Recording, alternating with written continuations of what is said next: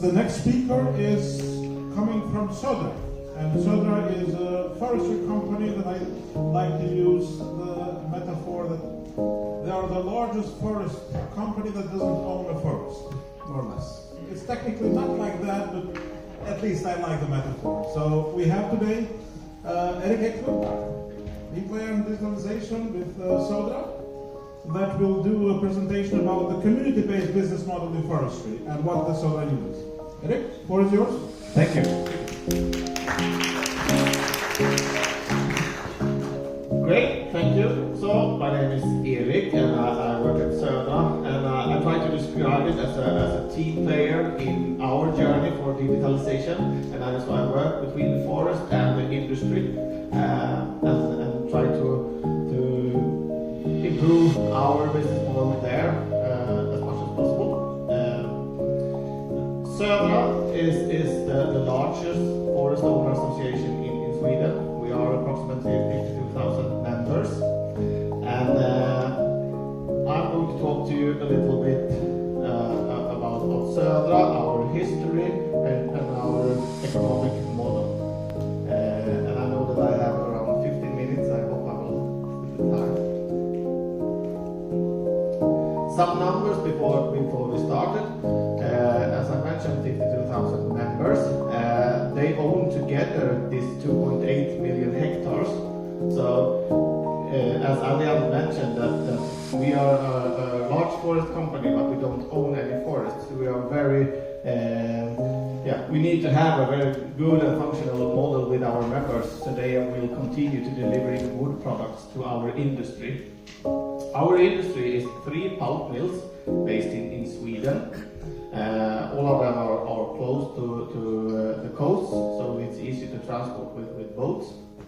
We also have 8 sawmills, so 7 of them are based in Sweden and 1 in Finland, in Hamina. And our 24 forestry operation areas is that areas where our advisor that helps our members with the forestry are based in the south part of Sweden. And around 3,400 employees. I always wanted to start this type of presentation to explain why we started the Forest Owner Association. The situation for private forest owner in Sweden and Norway and Finland is very different between the rest of the world. We are quite alone to have so much private owned forest in this country, and it's very unique to have very different type of management in the forest. So we have with all those different type of forest management, we have a very variation way to manage our forest. I'm a member by myself, and I'm the 9th generation on my property. So I'm very involved in Södra, both employee and both member. Sweden is a wealthy country today, but it wasn't if you go back before the World War II. This picture is from Vilhelm Moberg's famous Utvandrarna. You have the immigrants museum here in Växjö. I think I wrote a picture of that. You can see the situation in Sweden in the middle of the 18th century. It was not so wealthy. We left Sweden, we go mostly to America. So the situation was very bad for most of the people on the countryside. Lots of them were forest owners. They sold their properties and left Sweden, or sold them and stayed and worked at the properties. Some quite wealthy men bought up lots of the properties from these farmers, and it started a situation where we started to buy up all this private owned land. So we created a situation where we didn't trust, and me, if I talk to myself as a forest owner, we didn't trust the buyer, and the buyer didn't trust us. We should also be honest that the forest management at this time was not so good as it is today. We clear cut all the forest, we didn't reforest it, we didn't plant it. So I believe also that there was a reason why they didn't trust the forest owners. So, nobody's side. If you see the musical chess, I think that's a good way to see. So, we have a very low trust on the forest owners, and we didn't have a coincidence for the buyer. So, this created a situation where farmers go together and create small associations. And I think when you talk about Södra and we come to just Eklund, the founder, we think that he started all this association, but that's not true. So there were very small associations before Gösta come to Södra and the south part of Sweden. So Gösta's role, Gösta was from the north part of Sweden in Jämtland. When he came to Småland, he saw all this small association, and I think that we can create a better business model for them if we collect them more together. And the other guy in this picture beside Gösta is Marcus Wallenberg. So it's a famous business family in Sweden, Wallenberg, and here we have a famous quote where Marcus told Gösta with them that the forest owners found you before me, because he saw the entrepreneurship in Gösta and wanted to have him in the Wallenberg companies. And Gösta replied him and said, it wasn't me that found them that found me, it was me that found their situation. So he saw the situation with all this association and collected them together and started to build up Södra. With some principles. The association must receive the forest product that they deliver. So compared to our competitors, they can say, no, we are not interested in that wood product, but we are interested in this. In Södra, we are forced to take all the wood products that our members want to deliver to us. We have a contribution deduction, so to create capital in Södra and also to create capital for our members so they can have bonus issues in the future. But they are not committed to delivering to Södra. We want to have an attractive business model, but you should not be forced to delivering to us. So it's free for all our members to delivering to other type of forest companies. Some short timeline. So 1938 is the year that Södra has the start date. And we, as the picture with the immigrants, of course, there was a long time before this. But 38 is the start for Södra. And most of you are from Europe, you know what happened. Soon after 38, yes, we had the World War II. So the first real business for Södra was to collect firewood and sell it to the Swedish Armed Forces, to communities and to others. So that was our first real business. Then, when the war ends, of course, the oil coming in, we don't need so much firewood. And so, for example, before the end of the World War II, the turnaround was more or less 60% from the firewood, and after the war it was only 4%. So this created a situation where we have a very lot of wood products, but no one wanted to buy it. So just to have seen this type of pulp mills and started to build up our first pulp mill in Mönsterås, it was 58.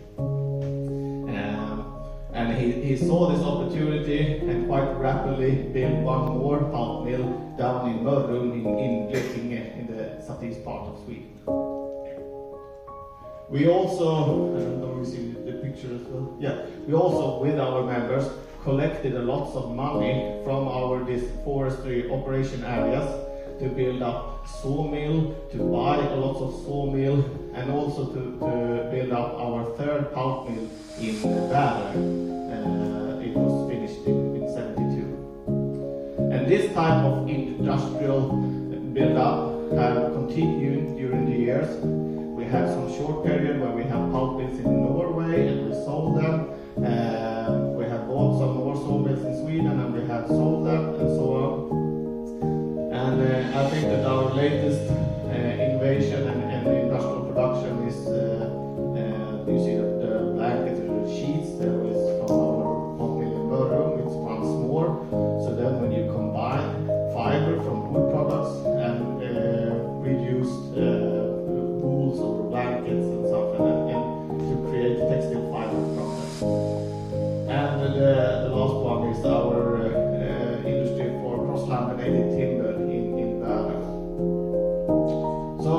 During the years, we have built up a world-leading industry organization, and as I mentioned, without owning any forest.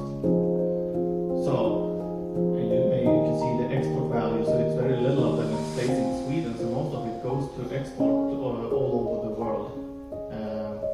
And to manage this, we need to have a very functional and attractive business model. So how do we solve it without owning any forest? We have our Södra model, our economic model, and I think to other similar organizations, both in the agriculture sector or in the forest sector, it's not so unique, the model. But I think it's very tricky to balance it during the time. And to explain it for you a little bit, I think, you see on the left part, there's the first part of the wood sales. If I sell wood today, I receive, of course, a basic market price from my products. We have some premiums. It depends on if my forestry are certified. I think most of you are familiar with at least FSC or BFC. It's very common. That certification is very attractive for our customers, so it's very important that our members manage their forestry at that way.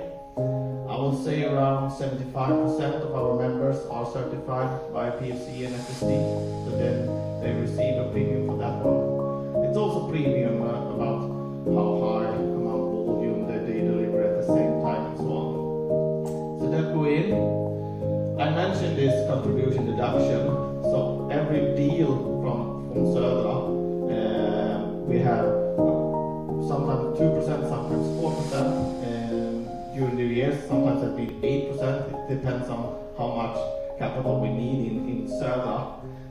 Nowadays, I would say the most common deduction is 4%. So 4% for each delivery goes into Södra and becomes your capital in Södra. If you leave the association, you can have it. If you stay, it will be the one that your bonus issue is counting on. And then after the year after, you will receive. It depends on how the industry was going. You will receive more. This divided on wood deliveries, more profit distribution to all members. And to explain how we think it's worked, I've put on some global index. If you can have a marker here, yeah. And our accumulated profit sharing during the years, and this is growing for each year. And we see this. All of you know the Lehman Brothers recession, and it continues to go up. You have the pandemic, and so this is why it's so attractive to delivering to Södra even when we have a recession in the world and in Sweden. And that's very important because our pulp mills and our sawmills can just stop when we have low market prices. So we need to have a model so the members are continuing to deliver. But to end with, this is a tricky business. This is a very tricky business. I think it is the hardest way to balance it. So we want to support a long-term and activity participation in Södra.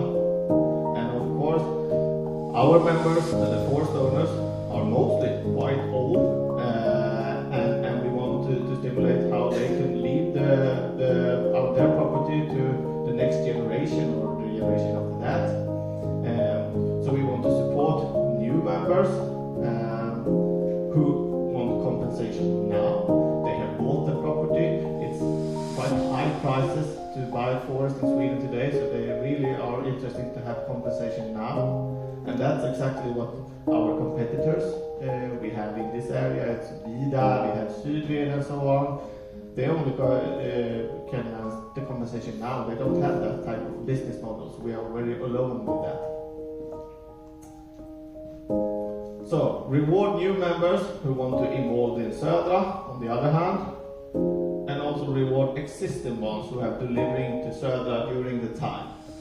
So when the market price, as example 2008, was very, very low, they continuing to deliver. We must reward them when the prices are very high and to give them profit distribution. So they are continuing to delivering to Södra. So this is what me and my colleagues are handling all the days. Yeah. If I look at the watch, I think I'm been close to this 20 minutes, Adrian. Yeah. As long as you keep it interesting. Oh, okay. Yeah, I try to pull the time, and I think this is my last slide. I know that you are all forced to listen to me, but thank you for your listening and thank you for your time. And I don't know if we have time for some questions or. Well, yes.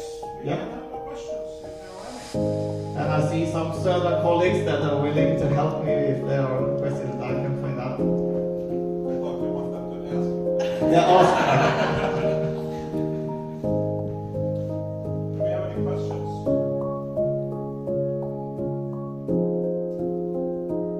No. Well, Erik, we can assume that everything was clear or everything was unclear. Yeah. Yeah, let's go with the first one. Yeah. Everything was clear. Thank you very much. Thank you.